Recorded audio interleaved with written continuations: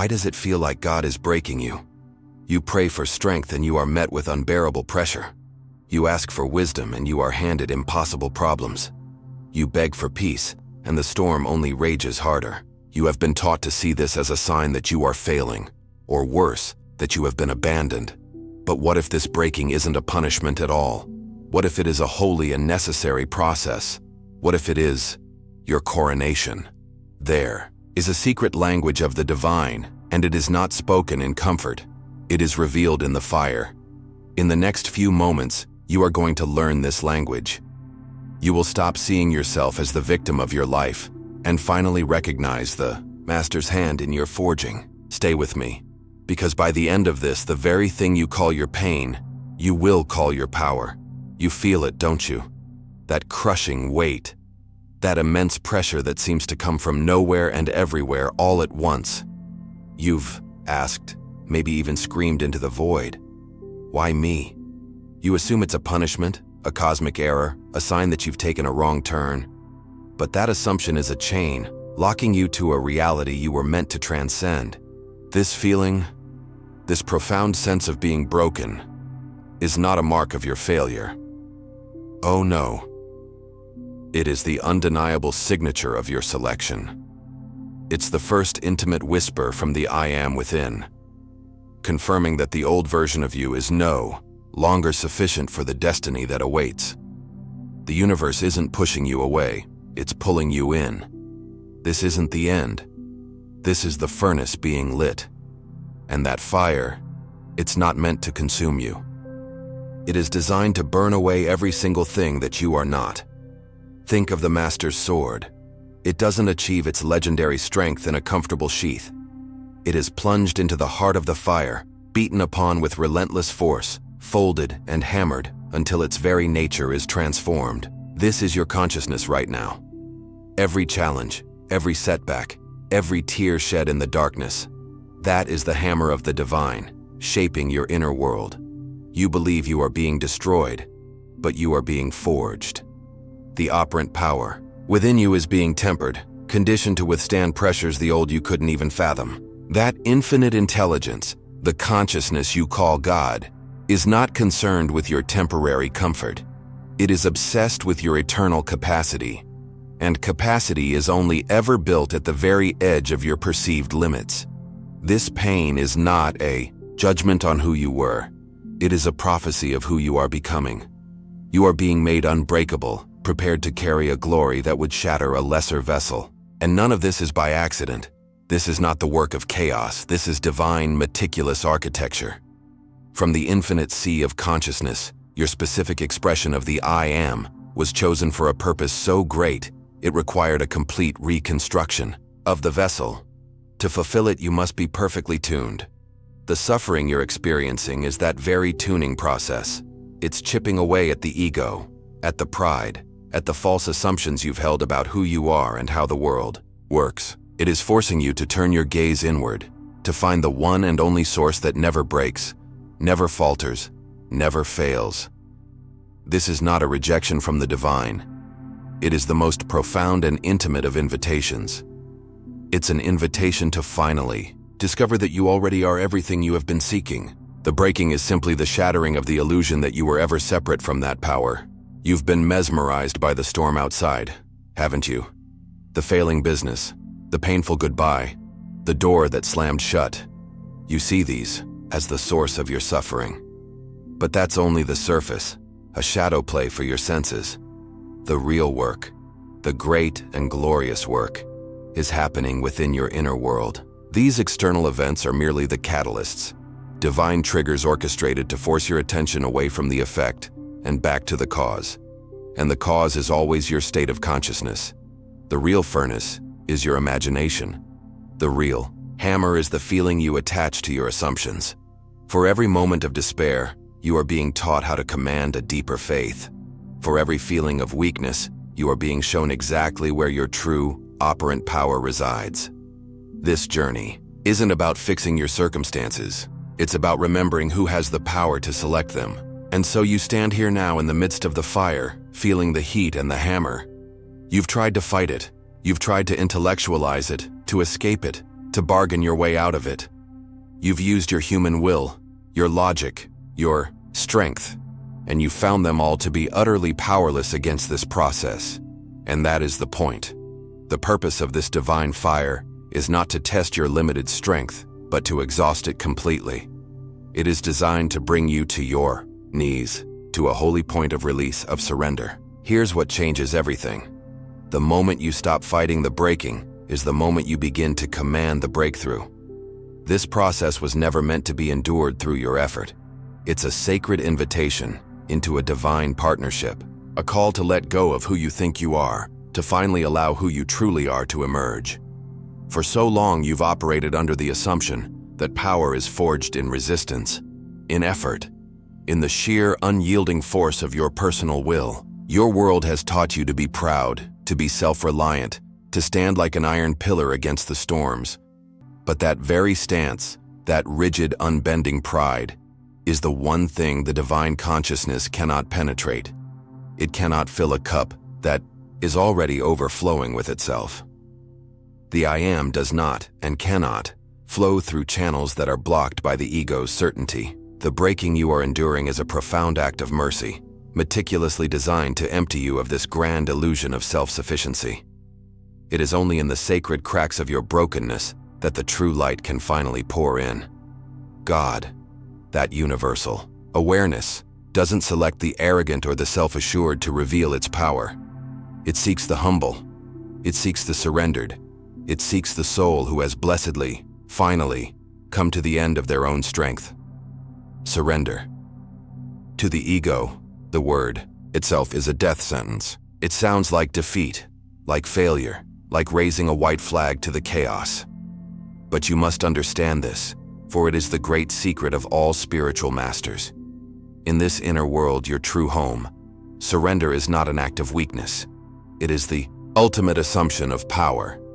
It is the conscious, deliberate choice to stop relying on your limited reasoning mind and to place your entire trust in the infinite intelligence that animates all things. True operant power is never found in straining or striving. It is found in the deep, quiet rest of the assumption that what you desire, you already are. The breaking process forces you into this state of being. It pulverizes your dependence on external proof and personal effort, leaving you with only one direction to turn, within. And in that sacred turning, in that holy surrender, you don't lose power. You finally connect with the source of all of it. Why must you be humbled? Why this journey into the valley? Because a mountain peak can hold no water. The living water, of life, of spirit, always flows to the lowest point. Your consciousness operates under the same immutable law. As long as you exist in a state of pride, a state of I know best, you are a mountain peak, unreachable, arid, and isolated, repelling the very grace you desperately pray for. The breaking process transforms your consciousness into a vast, receptive valley. It creates a sacred emptiness within your being. It is only in this fertile void, this holy humility, that the divine can finally begin its true creative work. When you stop dictating to the universe how things should be, you create the profound silence required to perceive the reality you desire to select. This isn't about becoming nothing. It's about becoming everything by first releasing your attachment to being something of your own limited making. The man of pride fights the world. He screams at his reflection in the mirror, exhausting his life force in a futile battle against shadows, against effects. But the soul who has learned to surrender knows the operant power is within. He understands that the outer world is nothing more than a projection of his inner state of consciousness. So, instead of fighting the shadows, he simply changes the state from which he is projecting. This is the art of divine selection. Surrender is the act of withdrawing your energy and attention from the unwanted reality, the evidence of your five senses, and placing it completely upon the state you assume yourself to be. It is the quiet, unshakable inner declaration. Though my world shows me lack, I am abundant. Though I feel lost, I am guided. This isn't denial. Oh no, this is a declaration of your true identity, which is never subject to circumstance. And here, feeling is the key. You surrender to the feeling of the wish already fulfilled. This path of radical surrender can feel like a terrifying leap into the void. Your logical mind, your ego, will scream that it is foolish, that you will be destroyed if you let go of your grip. It will point to your brokenness, your pain, your failures as definitive proof that this cannot work. But that's only the surface of the truth, the shallowest reading of a deep and holy text. This sacred pattern of being broken before being built, of surrendering before reigning, is not some new philosophy. It is a golden thread woven into the very fabric of history, a divine sequence lived out by the greatest souls who walked this earth. This isn't just a theory, it's a law of consciousness. Now go deeper and witness the proof for yourself in the lives of those who were shattered straight into their own divinity. Consider Joseph, adorned in the coat of many colors, secure in the assumption of being the favored son. Then, in a flash, a violent shift in consciousness. He is thrown into a pit by his own brothers, stripped of his identity, and sold as a slave. Was this a punishment from God? A cosmic mistake? No. This was a divine and necessary stripping away of a limited state. He had to be emptied of being a beloved son to become the vessel for a nation's salvation. The pit, the prison cell, these were not mere physical locations. They were crucibles for his inner world, forcing him to abandon all external hope and activate the operant power within his own imagination. In the darkness, he had to learn that his reality was not dictated by his chains, but by his unwavering assumption of favor from the I Am within him. He was being broken out of a small, personal dream to be prepared for an unimaginably larger one. Then look to Moses.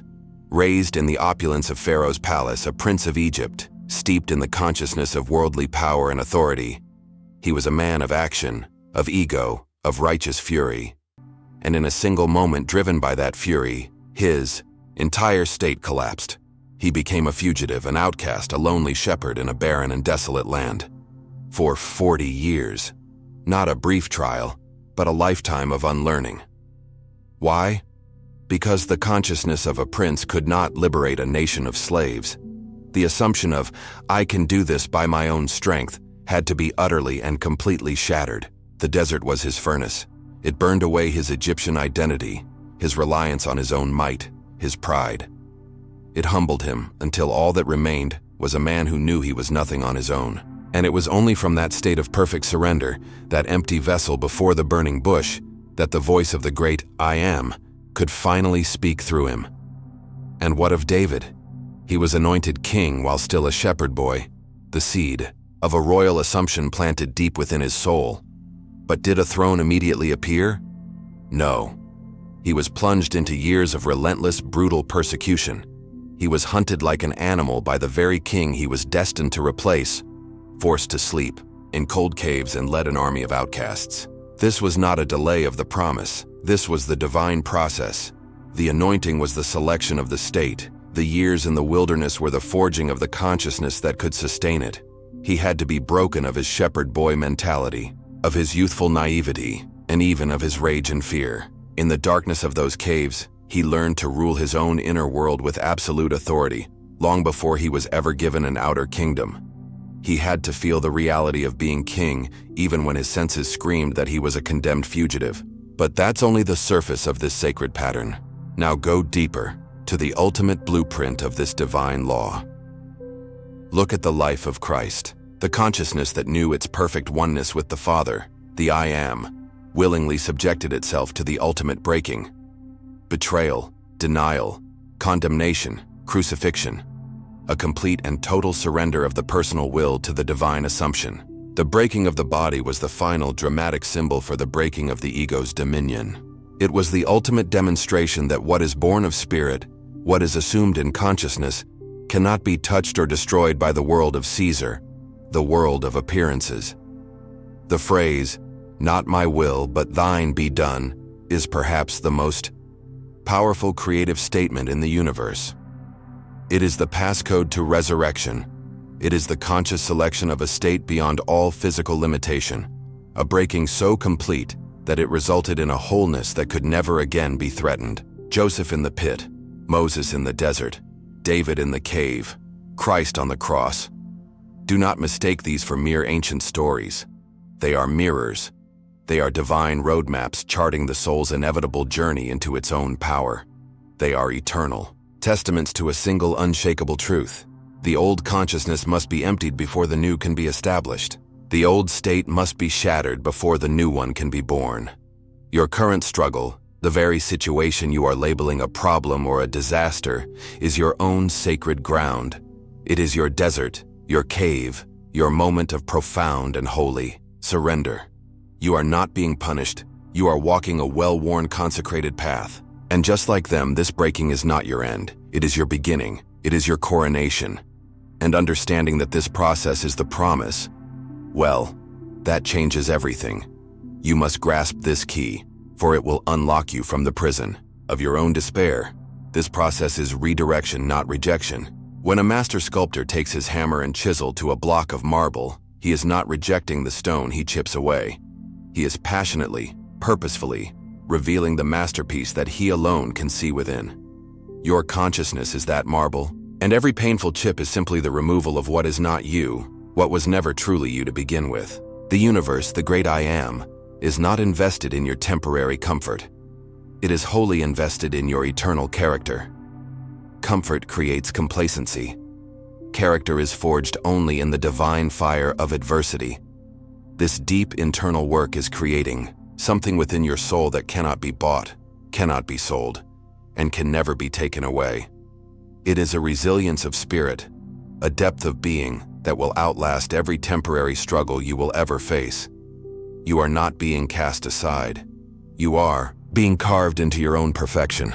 The world hypnotizes you into focusing on the external, the career, the status, the reflections in the mirror.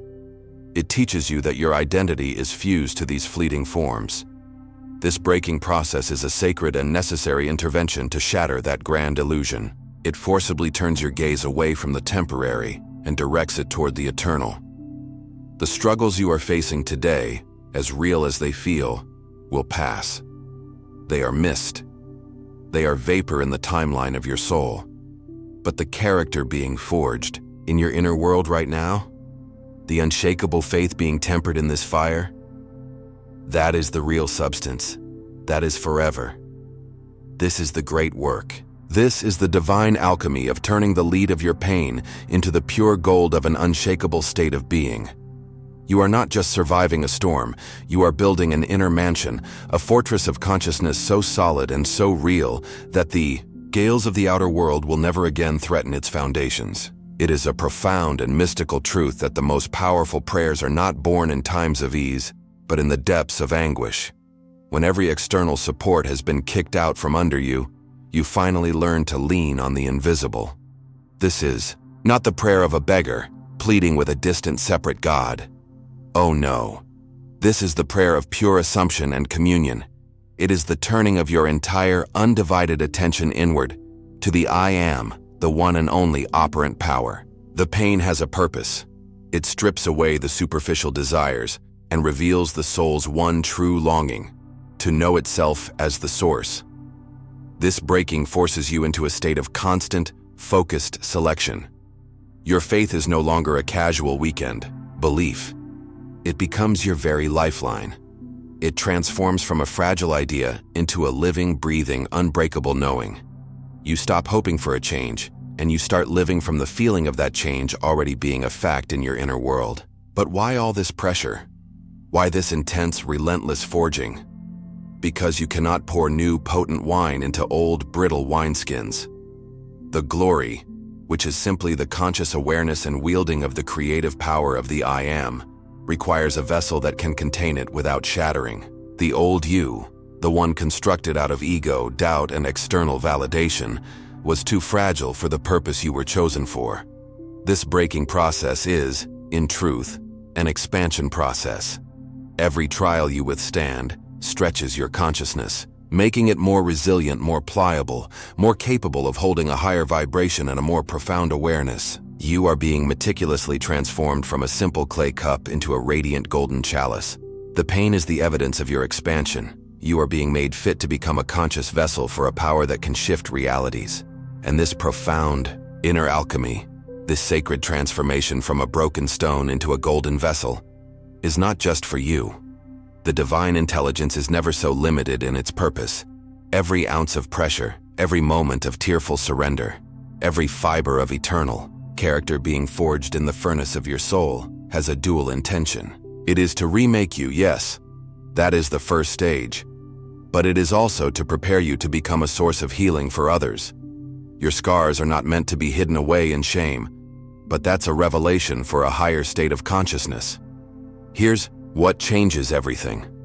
The ultimate realization that your deepest, most painful wounds are destined to become your greatest, most powerful gifts to the world. You have looked upon your scars as marks of shame, as ugly evidence of the damage you've endured. You've tried to hide them, to cover them, assuming they are signs of your weakness. But in the kingdom of true inner power, these are not scars of shame. Oh no, they are testimonies. Each one is a radiant map of a battle your soul has won, a permanent testament to the mercy and power of the I Am within you that delivered you through the fire. They are the sacred credentials of your spirit. They prove that you have journeyed to the depths and have returned. They are not signs that you were broken. They are the undeniable, glorious proof that your true self could not be destroyed. They are the marks of a survivor, yes, but more than that. They are the insignia of a conqueror who has mastered a state of being through the power of assumption. And this is precisely why you were chosen for this harrowing path. The world is saturated with hollow positivity, with empty advice from self-proclaimed gurus who have never spent a single night in the furnace. Their words are wind. They have no substance. But you are now different. When you have been authentically broken and divinely restored by this inner power, you become a genuine beacon of hope. You don't just speak of the light, you radiate it from the healed fractures of your own consciousness. Your very presence becomes a permission slip for others to be honest about their own pain. You become a safe harbor in a raging sea. You will not offer them shallow platitudes. You will offer them the deep, resonant comfort of true understanding, an authority that comes not from a book, but from the very fabric of your remade soul. Realize, too, that the nature of your breaking was never random. It was a highly specific, tailor-made training. The very trials that brought you to your knees have uniquely and perfectly equipped you to guide others through that exact same valley of shadow. If you were broken in your finances, you are being prepared to embody and teach the consciousness of true, divine abundance. If you were shattered by betrayal, you are being molded to demonstrate the operant power of unconditional love and forgiveness. Your deepest wound is being transformed into your greatest gift. You are becoming a master of the very territory that once threatened to consume you. This is the divine economy. Nothing is ever wasted. Every tear you cried was watering the seed of a future purpose, a purpose far larger than your own personal story. This is the final glorious stage of the soul's alchemical process. The journey always begins with the self, with the personal agonized cry of, "Why me?" The focus is entirely on one's own pain, one's own suffering. But as the I Am consciousness within you heals, restores, and elevates you to a new state, a miraculous shift in perception occurs. Your awareness expands beyond the narrow confines of your own narrative. The central question of your life subtly transforms from, "Why did this happen to me?" to, "For whom did this happen through me?" This is the birth of your true purpose. You finally understand that your restoration was never just for you. You were the prototype. You were the proof of concept. You were prepared and perfected so that you could turn to a world of hurting souls and declare with unshakable certainty, "I know the way through this darkness. Follow me." So you see, the breaking was never the end of your story. It was the violent, chaotic, and absolutely necessary beginning. It was the initiation. It was a holy demolition of a smaller self to make way for the divine architect to build the person you were always meant to be. The you that is forged in fire, grounded in surrender, evidenced by the great masters, and healed for a divine purpose. You are no longer the victim of your life story. You are its hero. The scars you once hid are now your lighthouses. The pain you once endured is now your power. You are not merely a survivor. You are a vessel, a guide, a living, breathing testimony to the immutable law that the darkest night is always, without exception, the herald of the most brilliant and glorious dawn. You were never being broken. You were being born. Your greatest wound is now your greatest gift. What will you do with it? Let me know in the comments below. What truth did you recognize in your own fire while listening to this? If this message awakened something within you, subscribe and activate your notifications because this is just the beginning. And do not stop here. The journey inward never ends. The next video is your next step in mastering your inner world. Click it now and go deeper.